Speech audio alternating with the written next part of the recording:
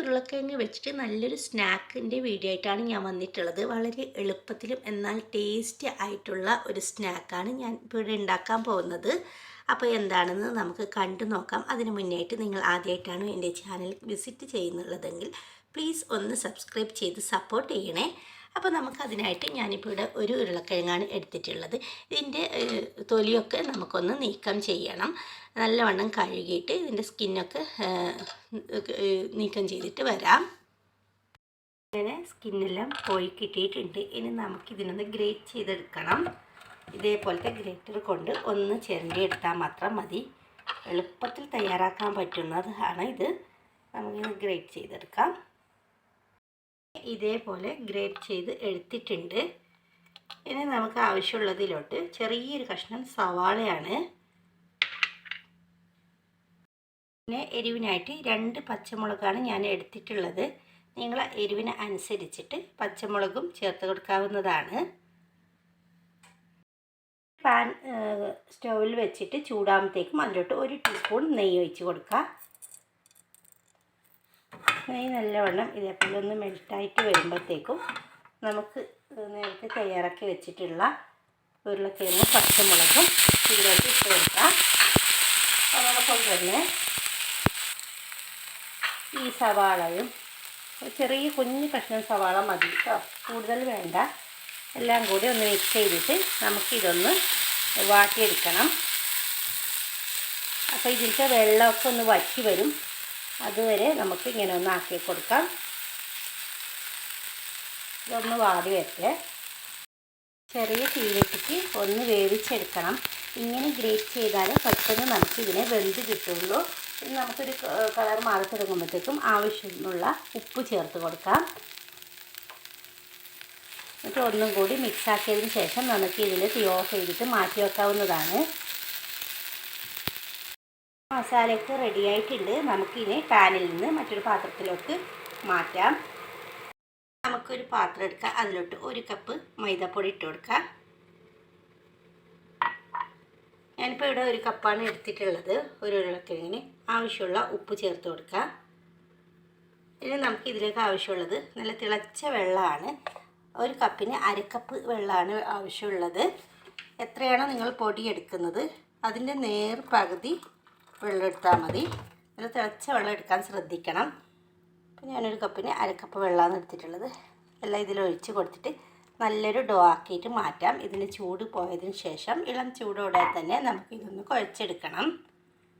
അതിന് മുമ്പായിട്ട് ഇതിലോട്ട് ഒരു സ്പൂണ് വെളിച്ചെണ്ണ ഒഴിച്ച് കൊടുക്കണം. ഇത്രയും മതി. ഇനി നമുക്കിതൊന്ന് മിക്സാക്കി കൊടുക്കാം. പെട്ടെന്ന് കൈകൊണ്ട് മിക്സാക്കരുത്, കൈ പൊള്ളിപ്പോവും. നല്ല ചൂടുള്ള തിളച്ച വെള്ളമല്ല വെച്ച് കൊടുത്തിട്ടുള്ളത്. കുറച്ച് ചൂടാകുമ്പോൾ നമുക്ക് കൈ വെച്ചിട്ട് തന്നെ നല്ല മൃദുവായിട്ട് ചപ്പാത്തിക്ക് മാവ് കുഴക്കുന്നത് പോലെ കുഴച്ചെടുക്കാവുന്നതാണ്. ഇളം ചൂടിൽ തന്നെ പെട്ടെന്ന് ഒന്ന് കുഴച്ചെടുക്കാം. നല്ല മൃദുവായിട്ട് തന്നെ കുഴച്ചെടുക്കണം. ഒട്ടും തന്നെ ഇങ്ങനെ സ്ക്രാച്ചൊന്നും വരാത്ത രീതിയിൽ വേണം ഇതൊന്ന് കുഴച്ചെടുക്കാനായിട്ട്. നല്ല വൃത്തിക്ക് ഞാൻ കുഴച്ചെടുത്തിട്ട് വരാം. നല്ല രീതിയിൽ തന്നെ കുഴച്ച് വന്നിട്ടുണ്ട്. ഇനി നമുക്കിതിനൊരു 5 മിനിറ്റ് മൂടി വെച്ച് കൊടുത്തിട്ട് റെസ്റ്റ് ചെയ്യാൻ വെക്കണം. നമുക്കിതിനെ തുറന്ന് നോക്കാം. ഇനി നമുക്കിതിനെ കുഞ്ഞു കുഞ്ഞു ബോളാക്കിയിട്ട് മാറ്റാം. ഒരു നാരങ്ങ വലുപ്പത്തിലുള്ള ബോളാക്കിയിട്ട് എടുത്താൽ മതി.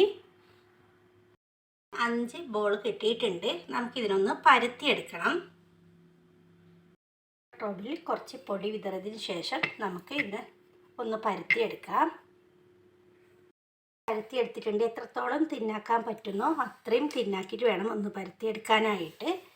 ഇനി നമുക്ക് നേരത്തെ തയ്യാറാക്കി വെച്ചിട്ടുള്ള മസാല ഉണ്ടല്ലോ, അതൊരു സൈഡിലോട്ടാക്കിയിട്ട് വേണം വെച്ച് കൊടുക്കാനായിട്ട്. മിഡിലല്ലാതെ സൈഡിലോട്ടാക്കിയിട്ട് വെച്ച് കൊടുക്കാവുന്നതാണ്. നീളത്തിൽ വെച്ച് കൊടുക്കാം. വെച്ച് കൊടുത്തതിന് ശേഷം അതിൻ്റെ സൈഡിലോട്ട് കുറച്ച് വെള്ളം ഒന്ന് ബ്രഷ് കൊണ്ട് ഇതേപോലെ കൈ കൊണ്ടോ ഇതേപോലെ ഒന്നാക്കി കൊടുക്കണം. ഈ ചുറ്റിലും ഇത് ഒട്ടിപ്പിടിക്കാൻ വേണ്ടിയിട്ടാണ് ഇങ്ങനെ ചെയ്യുന്നത്. സാധാരണ പച്ചവെള്ളമാക്കി കൊടുത്താൽ മതി. മൈദ കുഴച്ചിട്ട് പേസ്റ്റ് ആക്കേണ്ട ആവശ്യമൊന്നുമില്ല. ഇത് നമുക്ക് ഇതേപോലെ ഒന്ന് റോൾ ചെയ്തെടുക്കണം. ആദ്യം കൈകൊണ്ട് ഒന്ന് രണ്ട് പ്രാവശ്യം ഇങ്ങനെ ഒന്ന് റോൾ ചെയ്തെടുക്കാം. എന്നിട്ട് നമുക്ക് ഈ സൈഡിൽ നിന്നും ഇതേപോലെ ഒന്ന് ഫോൾഡ് ചെയ്തെടുക്കാം. എന്നിട്ട് വീണ്ടും നല്ല ടൈറ്റിൽ തന്നെ റോൾ ചെയ്തെടുക്കാം. ഇതിൽ കാണുന്നത് പോലെ ചെയ്തെടുത്താൽ മതി. വളരെ എളുപ്പമാണ്. ഇതിൽ കാണുമ്പോൾ നിങ്ങൾക്ക് വിചാരിക്കും ബുദ്ധിമുട്ടുണ്ടെന്നില്ല.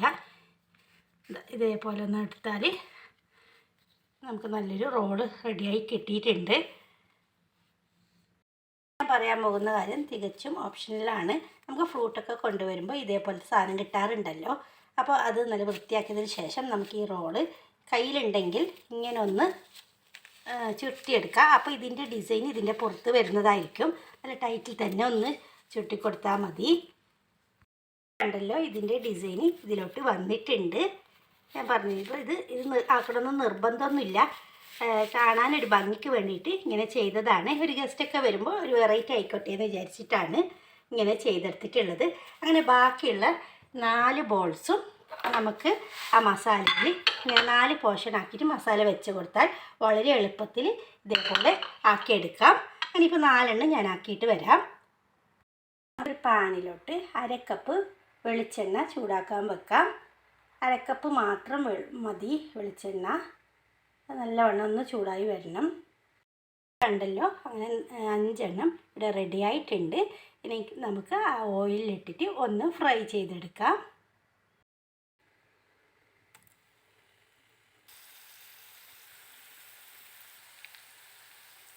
അങ്ങനെ മീഡിയം ഫ്ലെയിമിലിട്ടിട്ട് നമുക്ക് നല്ലവണ്ണം ഗോൾഡൻ കളറാകുന്നത് വരെ ഒന്ന് ഫ്രൈ ചെയ്തെടുക്കാം. പിന്നെ ഒരു സൈഡ് തിരിച്ചിട്ട് കൊടുത്തിട്ടുണ്ട്. മറ്റേ സൈഡും ഇതേപോലെ ഒന്ന് ഫ്രൈ ആയി വരണം. ഒട്ടും തന്നെ എണ്ണയൊന്നും കുടിക്കില്ല. നമുക്ക് എണ്ണയിൽ നിന്ന് കോരി മാറ്റാം. കണ്ടല്ലോ, ഞാൻ ഒഴിച്ച അതേ എണ്ണ അതിൽ തന്നെ കിടപ്പുണ്ട്. ഒട്ടും തന്നെ എണ്ണയൊന്നും കുടിച്ചിട്ടില്ല. ഇപ്പോൾ പ്ലേറ്റിലോട്ട് മാറ്റിയിട്ടുണ്ട്.